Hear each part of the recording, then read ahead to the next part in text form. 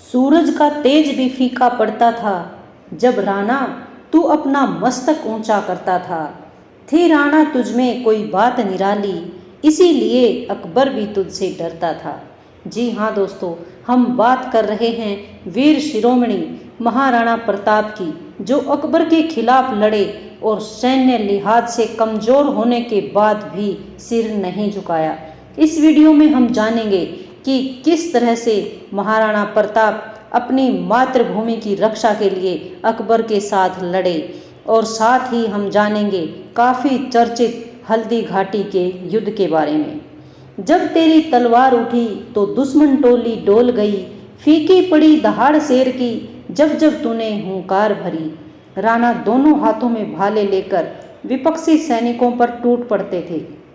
हाथों में ऐसा बल था कि दो सैनिकों को एक साथ भालों की नोक पर तान देते थे। महाराणा प्रताप 72 किलो का कवच पहनते थे और उनके भाले का वजन 81 किलो था। भाला, कवच, ढाल और तलवार, इनको मिलाकर 208 किलो वजन उठाकर वो युद्ध के मैदान में उतरते थे। इस वजन के साथ रणभूमि में दुश्मनों से पूरा दिन लड़ना मामूली बात नहीं है। धन्य हुआ रे राजस्थान, जो जन्म लिया यहाँ प्रताप ने। धन्य हुआ रे सारा मेवाड़, जहाँ कदम रखे थे प्रताप ने। जी हाँ दोस्तों, राणा प्रताप का जन्म कुंभलगढ़ के किले में 9 मई 1540 में हुआ था। महाराणा प्रताप के पिता मेवाड़ के राजा उदय सिंह और माता जयवंता बाई थी। जयवंता बाई न सिर्फ इनकी माँ थी बल्कि इनकी गुरु भी थी। माँ के दिए संस्कारों का प्रभाव बच्चे पर आजीवन रहता है। जननी जने तो भक्त जने, या दाता या शूर, वरना जननी बांझ भली, क्यों वृथा गंवाए नूर। महाराणा प्रताप के व्यक्तित्व पर भी इनकी माता के सुलझे विचारों का गहरा प्रभाव था। ये स्त्रियों का बहुत सम्मान करते थे। बचपन में ही अस्त्र शस्त्रों के बारे में जान लिया था, युद्ध रणनीतियों को सीख लिया था। मातृभूमि से इनको इतना लगाव था कि कोई फिरंगी इनकी मातृभूमि की ओर आंख उठाकर भी देखे तो इनको वो बर्दाश्त नहीं था। उस समय दिल्ली पर अकबर का शासन था। अकबर की अपने राज्य को बढ़ाने की भूख लगातार बढ़ती ही जा रही थी। वो पूरे हिंदुस्तान पर अपनी हुकूमत चाहता था। अकबर बहुत चालाक था। उसने सभी हिंदू राजाओं को एक दूसरे का शत्रु बना दिया और लगभग सभी राजाओं को अपने अधीन कर लिया। लेकिन मेवाड़ को वो कभी जीत नहीं पाया, क्योंकि मेवाड़ में महाराणा प्रताप थे। अकबर के लिए मेवाड़ को जीतना बहुत ज़रूरी था, क्योंकि भारत के बाहर से अगर उसे कोई सामान मंगाना होता तो मेवाड़ पार करना पड़ता था। इसीलिए वो किसी भी कीमत पर मेवाड़ को पाना चाहता था। प्रताप का सिर कभी झुका नहीं, इस बात से अकबर शर्मिंदा था। मुगल कभी चैन से सो ना सके जब तक मेवाड़ी राणा जिंदा था। एक बड़ी और मजबूत सेना होने के बावजूद भी अकबर प्रताप से डरता था। इसलिए उसने प्रताप को मनाने के लिए कई बार शांति दूत भेजे। एक बार तो उसने प्रताप के सामने ये प्रस्ताव रखा कि तुम चाहे तो आधा हिंदुस्तान ले लो, लेकिन मेवाड़ हमें दे दो। महाराणा प्रताप ने भगवान एकलिंग जी की कसम खाकर प्रतिज्ञा ली थी कि जिंदगी भर उनके मुख से अकबर के लिए सिर्फ तुर्क ही निकलेगा और वे कभी भी अकबर को अपना बादशाह नहीं मानेंगे। इसलिए हर बार महाराणा प्रताप ने अकबर के प्रस्ताव को ठुकरा दिया। अकबर की इस बात से हर कोई हैरान था। प्रताप को झुकाने के लिए आधा हिंदुस्तान देने को तैयार था, पर मेवाड़ी सरदार को अपनी स्वतंत्रता से प्यार था। इसीलिए उसे लालच भरी शर्त से इनकार था। प्रताप के इस मातृभूमि प्रेम से हर कोई प्रभावित था।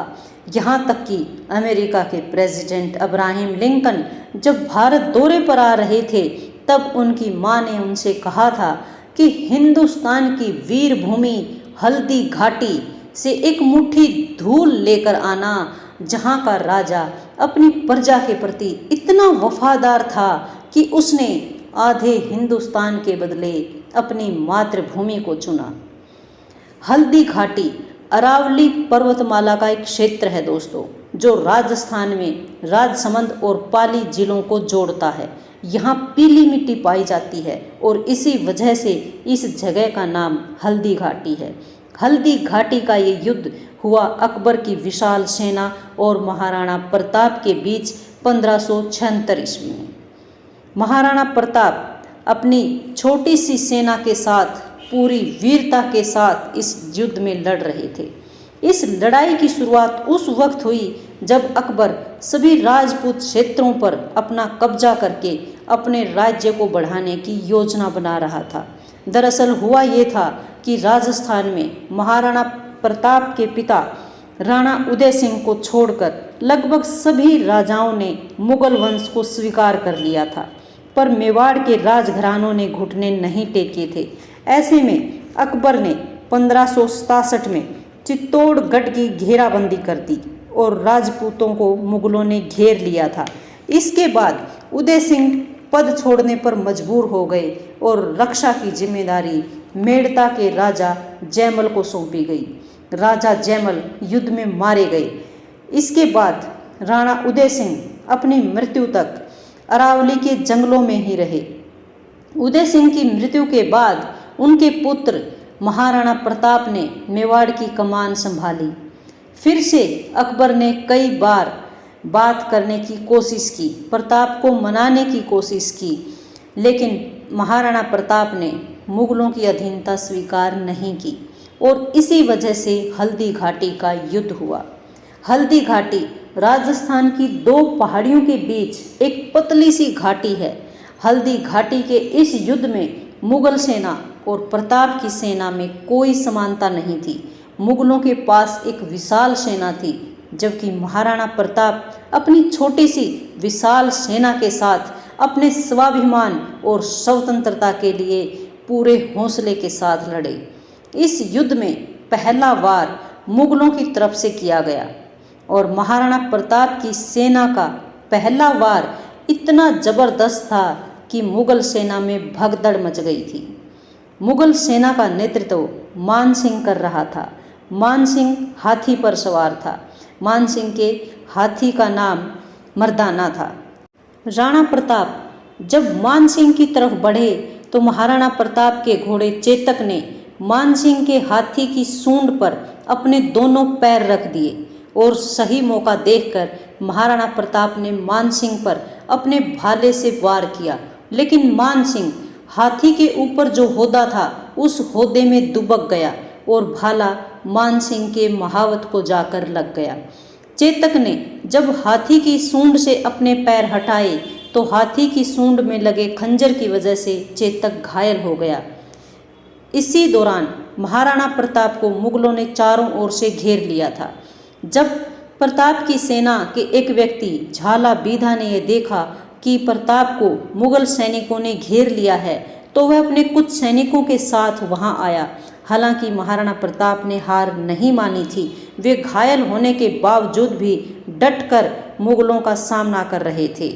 महाराणा प्रताप ने बहलोल खान को उसके घोड़े समेत चीर डाला था, लेकिन प्रताप को वहां से निकालना बहुत ज़रूरी था, क्योंकि अगर महाराणा प्रताप को कुछ हो जाता तो मुगलों का सामना करने वाला कोई नहीं होता और मुगलों का समस्त राजपुताने पर राज हो जाता।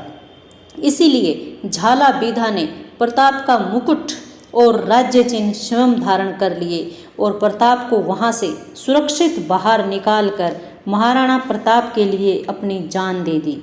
महाराणा प्रताप स्वयं भी घायल थे और उनका घोड़ा चेतक भी घायल हो चुका था।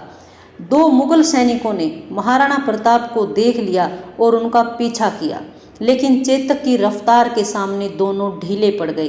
रास्ते में एक पहाड़ी नाला बहता था। चेतक छलांग मारकर नाला फांद गया। महाराणा प्रताप को सुरक्षित स्थान पर पहुंचाकर चेतक शहीद हो गया। युद्ध के पश्चात जब मुगल सेना अपने डेरों में पहुंची तो वहां पुंजा भील जिसे महाराणा प्रताप ने भीलों का सेनापति बना रखा था, उसके नेतृत्व में सभी भीलों ने मुगल सेना को काफ़ी परेशान किया। दुखी होकर मुगल सेना वहाँ से निकलकर गोगुंदा पहुँची तो वहाँ के सभी रास्ते महाराणा प्रताप ने बंद करवा दिए और मुगल सैनिक वहाँ पर कैद होकर रह गए।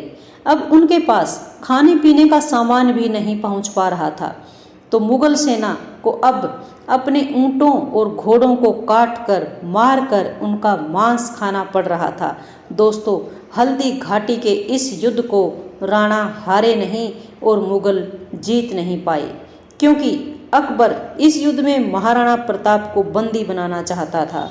हल्दी घाटी के युद्ध के बाद महाराणा प्रताप ने कुंभलगढ़ में रहते हुए अपनी सैन्य शक्ति को बढ़ाया और मेवाड़ के जिन हिस्सों पर मुगलों ने अधिकार कर लिया था, उन सभी क्षेत्रों को अपने अधिकार में ले लिया। लेकिन प्रताप को बंदी बनाने के लिए 13 अक्टूबर 1576 को शिवम अकबर एक विशाल सेना लेकर आ गया। महाराणा प्रताप ने अकबर की सेना से सीधे मुकाबला करने की बजाय छापामार युद्ध नीति को अपनाया, क्योंकि मुगल सेना काफ़ी विशाल थी और ना ही उनके पास हथियारों की कोई कमी थी। अकबर प्रताप को बंदी बनाने में फिर से असफल रहे और उन्हें यहाँ से खाली हाथ लौटना पड़ा। लेकिन जाते जाते अकबर ने मेवाड़ के काफ़ी क्षेत्र पर अपना कब्जा कर लिया। अकबर के वहाँ से जाते ही महाराणा प्रताप ने फिर से मेवाड़ पर अपना अधिकार स्थापित कर लिया और मुगल चौकियों को वहाँ से खदेड़ दिया। इसके बाद अकबर ने प्रताप को बंदी बनाने के लिए 4 बार अपनी विशाल सेनाएं भेजी, लेकिन हर बार वो नाकामयाब रहा। महाराणा प्रताप ऐसे योद्धा थे जिनका नाम सुनते ही शत्रु दहल जाते थे। वे ऐसे व्यक्तित्व के धनी थे कि दुश्मन भी उनकी प्रशंसा करते थे। यहाँ तक कि खुद अकबर भी उनकी तारीफ किए बिना न रह सका। महाराणा प्रताप सिंह सिसोदिया उदयपुर मेवाड़ में राजपूत राजवंश के राजा थे। उनका नाम इतिहास में वीरता, शौर्य, त्याग, पराक्रम और दृढ़ प्रण के लिए अमर है। महाराणा प्रताप ऐसे सूरवीर थे जिनकी वीरता का हर कोई कायल था। महाराणा प्रताप जैसा वीर हर हिंदुस्तानी को प्यारा है। मेवाड़ी सरदार के चरणों में सत सत नमन हमारा है, सत सत नमन हमारा है।